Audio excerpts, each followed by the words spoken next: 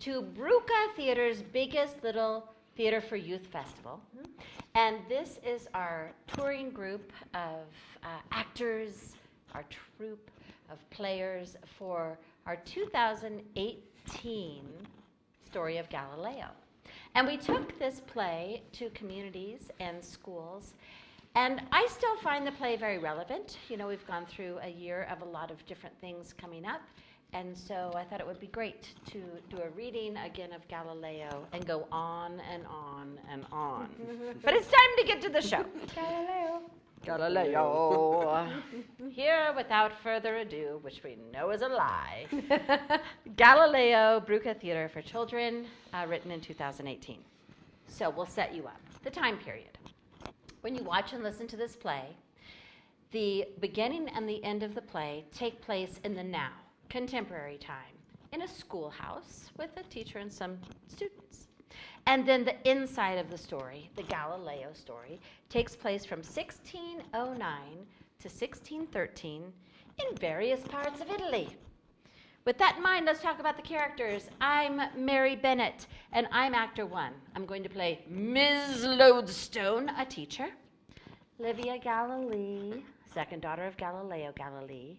Pigeon number 2, and politician number 3. And my name is Jesse Richards, and I am actor number 2. I will be playing Stevie, a student.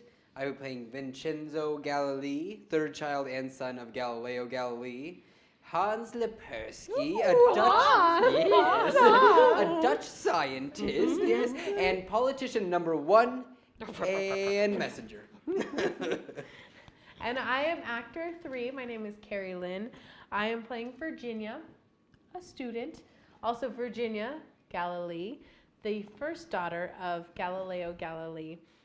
Pigeon number 1 and politician number 2. And I am David Simpson, and I play Galileo Galilei and Galileo's father. And now, the play.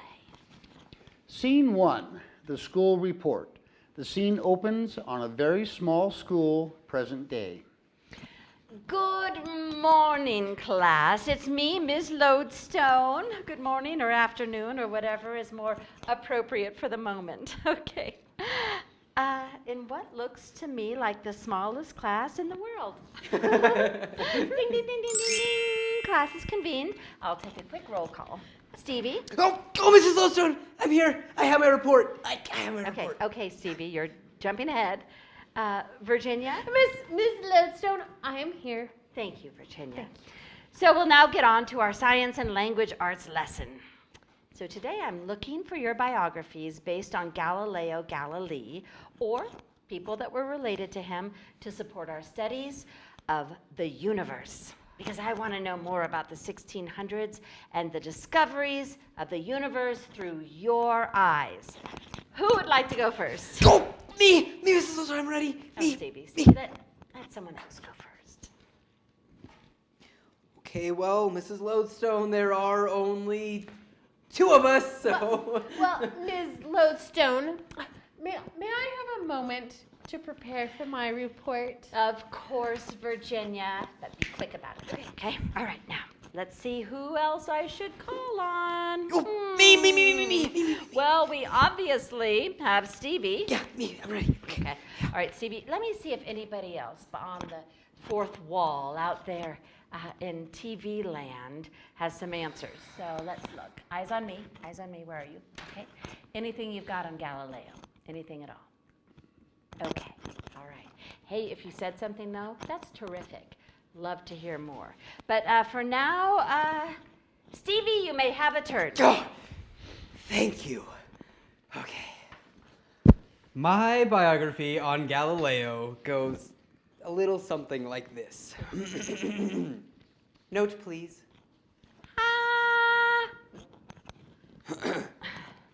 Is this the real life? Is this just fantasy? Caught in a landslide. No escape from reality. Is this this your report? It sounds more like a song written in 1975 by that British rock group called Queen. Don't stop me now. Okay. Continuing. Note, please. Oh. Open your eyes. Look up to the skies and see. I'm just a poor boy. I need no sympathy because I'm easy come, easy go. A little high, a little low. Anyway, the wind blows doesn't really matter to me. Galileo. Galileo. Galileo. Galileo. Miss Lodestone. Virginia. Stevie. Galileo. Lodestone. Virginia. Stevie. Oh. Okay. Stevie. That was fun. But you had your chance at it. So now let's hear Virginia speak. Thank you, Ms. Lodestone. Just so you know, that was a little weird. Anyway, my biographical report on someone from Galileo's time begins with a quote from the astronaut Buzz Aldrin, who in 1969 was the second man to ever walk on the moon.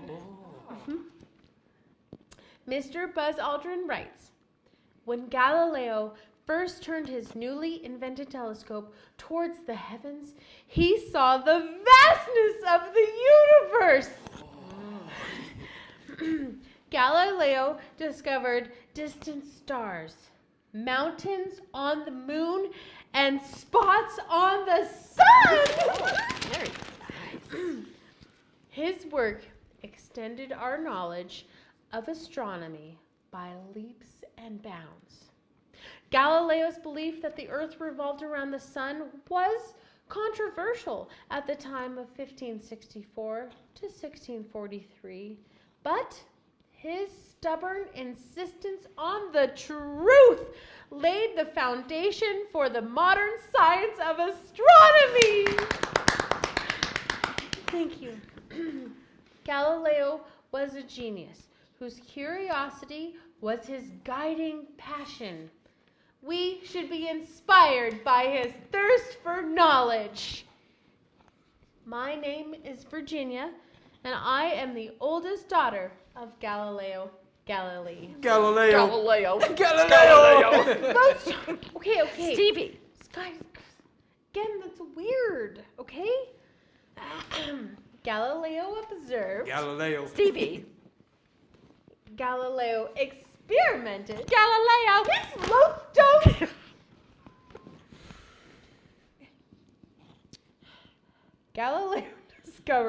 Galileo discovered practical applications to his discoveries, and that, my friends, is called applied science. Yes.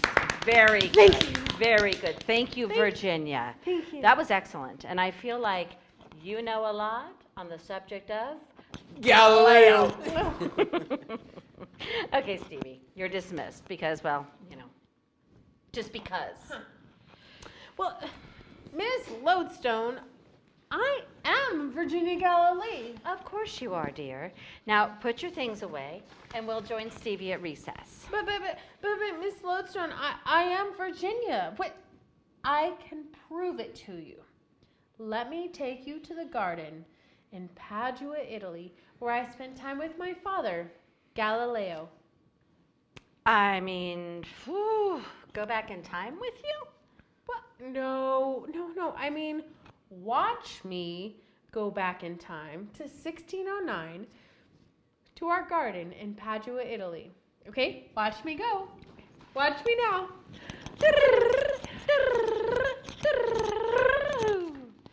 Scene 3, in the garden, Padua, Italy, 1609.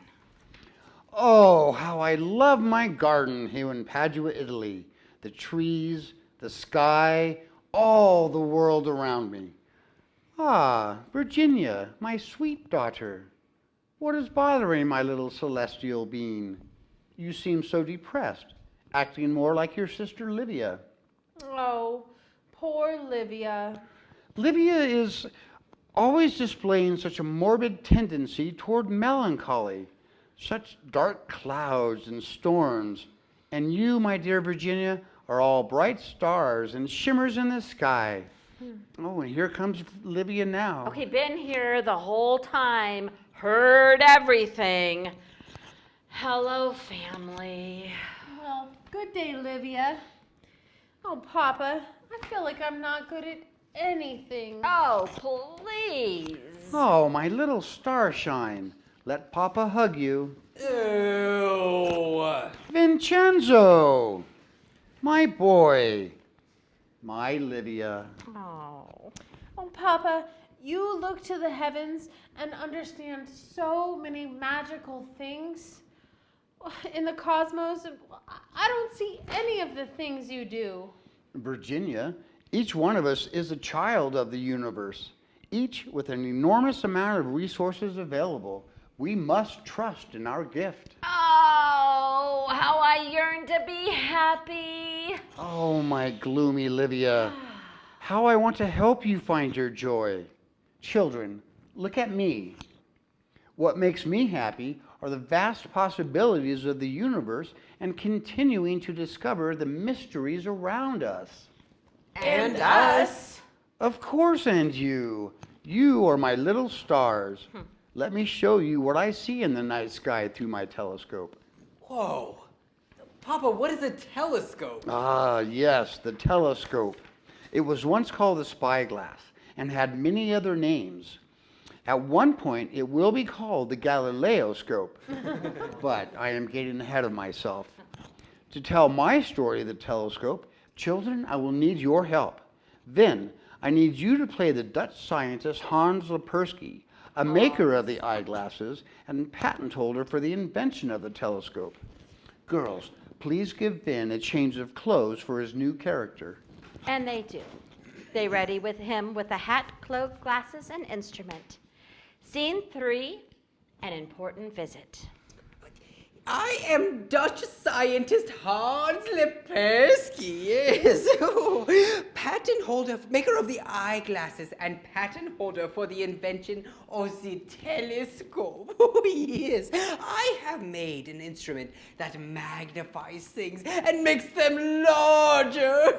Excellente! Now, my little girls, as this story unfolds, I need you to play the Pigeon League, or pigeons as I call them. They are the gossips of the town. Well, I'll only be a pigeon if Virginia is a pigeon. Well, anything for you, Papa. I'll be the best pigeon ever. Let's see, do they walk like this? And they squawk like this? Excellente! And the pigeons wear bonnets. Oh. I am Hans. Yes, I am Hans. I think we're gossiping. Oh, Yeah.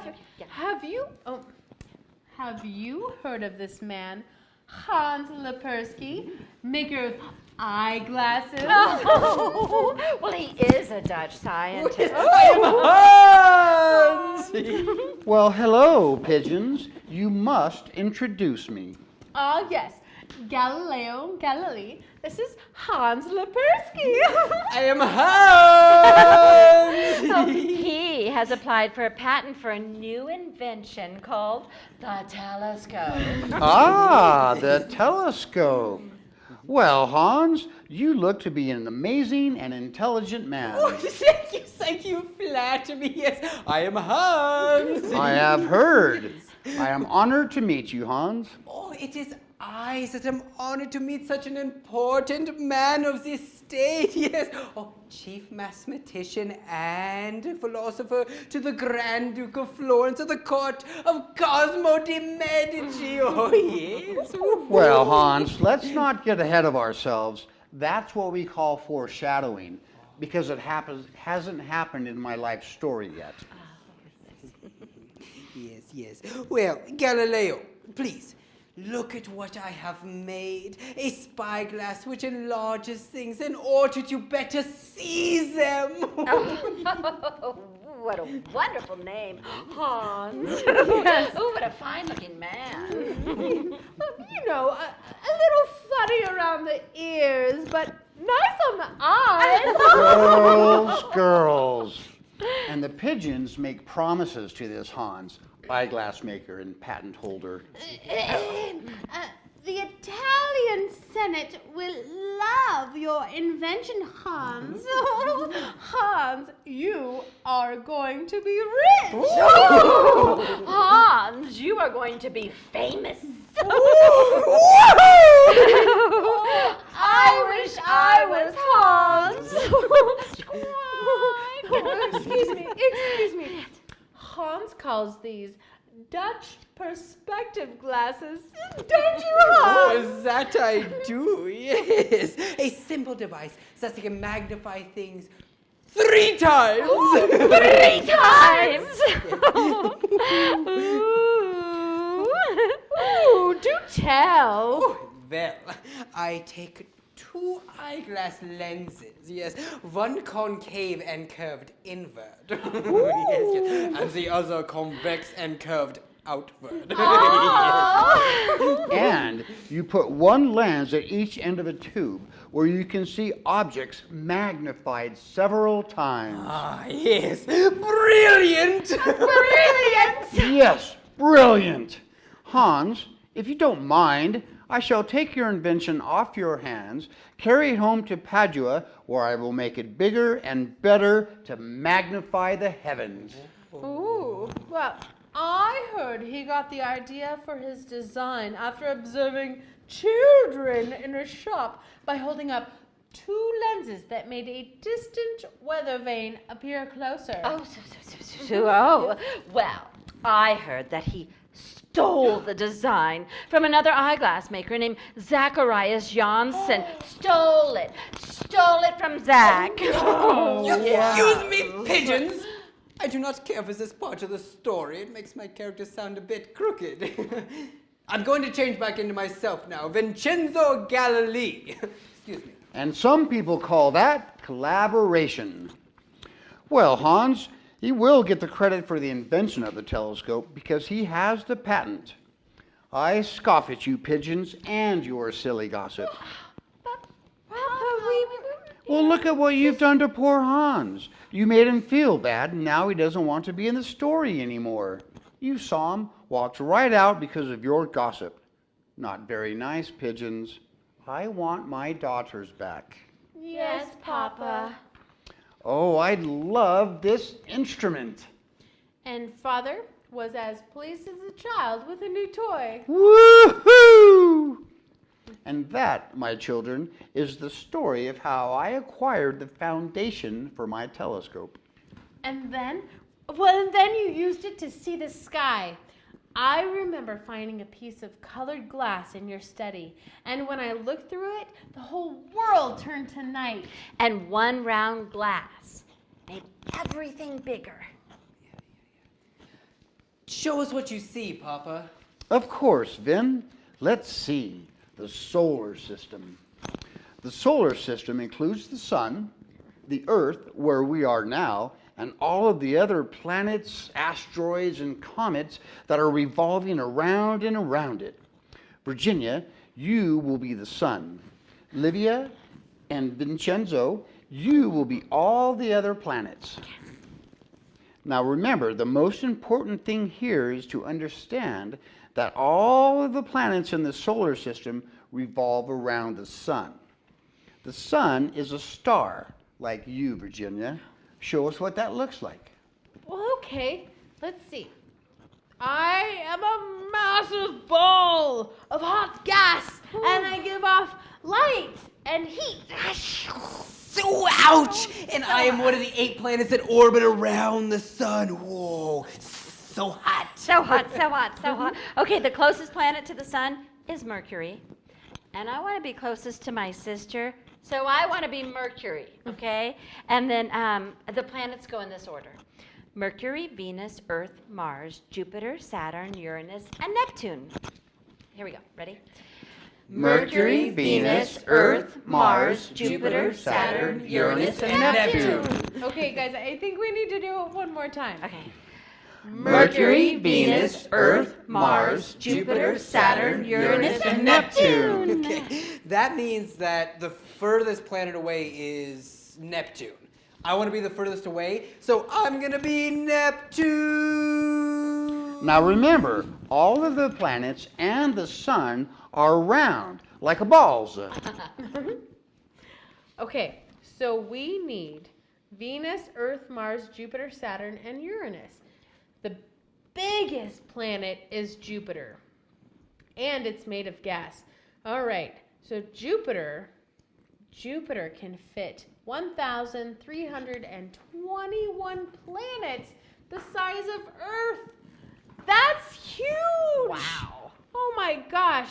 It has a storm that's been blowing for hundreds of years called the Great Red Spot. Okay, let us show what a gaseous storm is like. Okay, and then the closest to Mercury is Uranus. So we need a Uranus. Okay, you guys, Uranus is a very, very cold planet. We've got to show cold. Here we go. It's teeth-chattering cold. It's so cold on Uranus. Okay, all right. Let's see. Now we have Earth. Now, Earth is made up mostly of rock, so can you show me what a hard, solid rock looks like? Oh, also, Earth rotates as it orbits the sun. So, can you show me what an orbit looks like? Kind of like It's like Let's it's just look at all the when way you turn turn around in the a circle. circle. It's a And turn. Around the turn. side. Yeah. Dude, we missed the hottest planet, which is Venus. Oh my gosh, Venus is so cool. It's hot. The temperature of Venus reaches 460 degrees Celsius. That's 860 degrees Fahrenheit. That's hot. Ooh, that's a hot Let's summer. show Oh, how that's so hot. Ooh, Oh, so so everyone just- hot. We all know what summer's like. Oh, it's coming. It's coming. Summer's coming. Oh, and Mars. Mars is sometimes called the red planet because the rocks that it is made from, they're red. So easy. And it's the closest planet to Earth. It's slightly smaller than Earth. And, oh, wait, hold on. We still need a Saturn, which I love, with the rings, Saturn is famous for having rings, and it's got like small pieces of ice and dust around it. And like Jupiter, it's made of gas, and it's much bigger than the Earth. Now remember, not everything in the solar system orbits directly around the sun. The Earth's moon orbits around the Earth. Right? So are we all in order? Yeah, okay, here we go. Let's say the order one more time. Okay. Mercury, Venus, Earth, Mars, Jupiter, Saturn, Uranus, and Neptune. All right, excellente. A round of applause for our cosmos. Funny. Well, Papa, my goodness, what you see in the universe is just amazing. I didn't always see those things, Virginia. I had the help of magnification to my telescopes. And through the phases of Venus, watching night after night, I was able to see that the Earth rotated around the sun. Oh. This made some important people very angry with me because they had believed for a long time that the Earth was the center of the universe, and they thought everything rotated around the Earth. Oh. People can be so mean. Papa, I'm tired. Oh, Vincenzo, my boy, why must you be so lazy? When I was a boy, my father was very hard on me. I had to take on a lot of responsibility. Let me show you. Oh, don't tell me. You want me to play you as a child? Young Galileo? Exactly. And I shall play my father. Papa! Papa, where are you? It's your favorite son, young Galileo. Papa! I'm just a poor boy. I need no sympathy. Because he's easy come, easy go. A little high, a little low. Excuse me. Great song. Queen, is it? Yeah. All right. And now I am a Galileo's father, whom you're named after, Vincenzo Galilei. And it is 1609 and time for the men to talk. There is no place for the girls in a serious conversation. Leave us. Papa, that was a great song, written by you, the great composer, Vincenzo Galilei. That's you, Papa. I didn't write that song, my boy. That song won't be written for 400 years by a British rock band named Queen. Galileo, my son, as your father, I advise you to never accept things as fact, just because someone in a position of authority says it is so. Do your research, my son. Easy come, easy go. Wait, I'm playing you as a young boy, right? Right. Father, I will never accept things as they are. I must ask questions until the answers are answered. That is good, my son. Your quest for truth will lead you to great discoveries. And make you some pretty powerful enemies. No speaking, girls, Why? because you're foreshadowing. And, well, because I said so. Wait, back to me. So I'll have powerful enemies just because some people don't like to be questioned? Yes. Some people automatically believe things even though it hasn't been investigated. Oh, you mean like the way the people believe that the Earth is the center of the universe when it's really the sun? Where did you hear that? That is very dangerous speaking. Son, must you ask so many questions?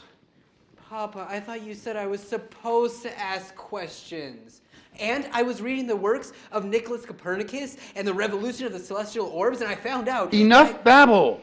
Listen, son, I am your father. Let us speak of your future. You are showing great signs of intelligence. You will be educated in Greek, Latin, and logic. And when I grow up, I want to be a monk. Oh, gosh, son, we can't afford for you to be a monk. You're going to need to grow up fast. Be gainfully employed so that you can take care of your 4 younger sisters and 2 brothers. Monk! How about you be a doctor? It serves many purposes. Okay. I think I'll be Yes? a mathematician Ah, and a philosopher very good. and an astronomer. What's that? Someone who loves the stars. Up there, the patterns, the bodies, the sparkle. And I will be well paid and be a part of the Italian intellectuals and elite. Very good. Get her done. End of story. Oh, Papa, I see. You were so young and had to take care of so many other people. And I know you were ill most of your lifetime. Here, Father, let us help you. And the world kept turning, and I kept on because I am passionate about what I believe in. You see, children, I wanted more than anything to open up the world and its possibilities to others. And you worked at night. We would tiptoe around in the daytime so we wouldn't wake you. And then we used the power. Well, actually, you did. I was trying to take credit, but it was you. It was you, Dad. You used the power of mathematics and your telescope to solve scientific problems. And I created a small optical instrument that would magnify the heavens. And your telescope was called a Venetian glass, and everybody wanted one. Important politicians, they climbed to the tallest buildings and steeples to look into the telescope. Livia, Vin, Let's play the politicians. Oh, I see distant ships that are miles away. Oh, yes. I have never seen anything quite like this wonderful creation. There will be a usefulness for our navy and military warfare. Oh, His Highness must possess this instrument. Bring Galileo to the palace. Oh, yes, bring Galileo. Galileo to the palace. Galileo, Galileo, Galileo. And now, my boy, it is 1610, and I'm leaving you and your mother behind in Padua, and taking my girls to live in Florence at the court of the Grand Duke. What? Vincenzo, my boy, do great things. Don't be lazy. See you later, alligator. After a while, crocodile. Papa! And you became a very famous man. You spoke at parties. Yes. I'm curious. Who's the guy that passed up the idea of calling astronomers scientists? And you moved very quickly up the ladder of success in Italy. Gather around, all ye great influencers of Italy, the Medicis, the Renaissance patrons of the arts, the rulers of Italy that I have captivated with my curious nature. I do hope you'll all read my book, The Starry Messenger. And you traveled to Rome and showed the great leaders your discoveries. The spots on the sun, the phases of Venus, and the rings around Saturn. I admit it, it was me who put a ring on it. And the non-believers became jealous, even though they were curious too. They were always looming in the background, ready to take you down. But I did not live in fear. I spoke my mind and answered anyone that would question me. The Cardinal proclaims Galileo's first visit to Rome a victory. Success! But with this success comes many sacrifices. Galileo, you must now say goodbye to your daughters. It is now 1611, and you are both growing up so fast. I have made arrangements for you to enter the convent and take the veil and live in safety. You will be well cared for. I love you very much, but I have much to do. What? I will always love you both. See you later, alligators. After a while, crocodile. You now have many responsibilities and many people to answer to. Come this way, Galileo. Papa. My little stars. It was hard without my father. My sister withdrew even more. Virginia, I'm just going to look out the window and dream. You do that, Livia. She is 13. I am 14. I kept in communication with my father through letters. A letter from Maria Celeste. Thank you, messenger. Dear Father, life in the convent is not an easy one. We miss you so very much. We had to choose different names. I chose the name Maria Celeste, meaning sky, in honor of you. Okay, tell him I'm Sister Archangela. And tell him that we mended his shirts and that we do other sewing projects. Tell him we want a chicken from his garden. A chicken? Okay, I will. Okay, did you tell him about the shirts? I did, sister. Okay, did you tell him to come and visit? Yes, sister. And I wrote, I know you suffer, but I hope your health is good and you are feeling well enough to go out and come visit us as we ache to see you. I have made you some homemade treats and remedies, including cakes and biscuits. And remember, Papa. With the rose, you must also accept the thorns. Oh, my Virginia, I always believed you were the most intelligent and could do the most good. I shall try to make you proud.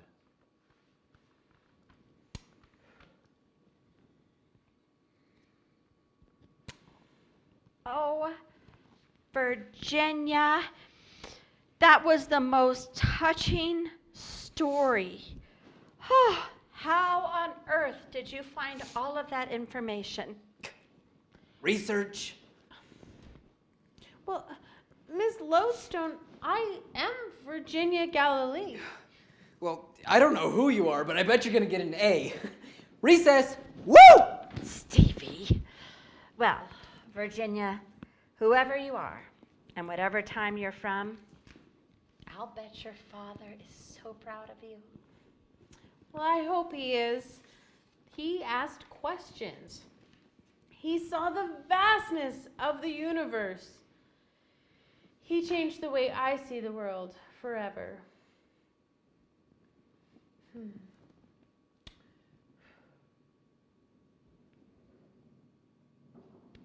Perfect timing on the skateboarder.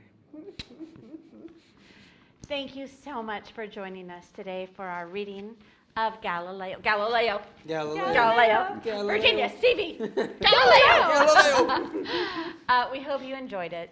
We have loved doing this play for now, it's 3 or 4 years old. I don't know, I can't do math.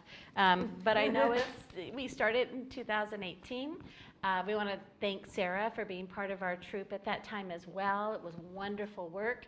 We took it to schools and communities, and we hope to actually do some more stuff with it, who knows. But we did it for you, for our youth festival, and we got to get back together after a long time. Many years.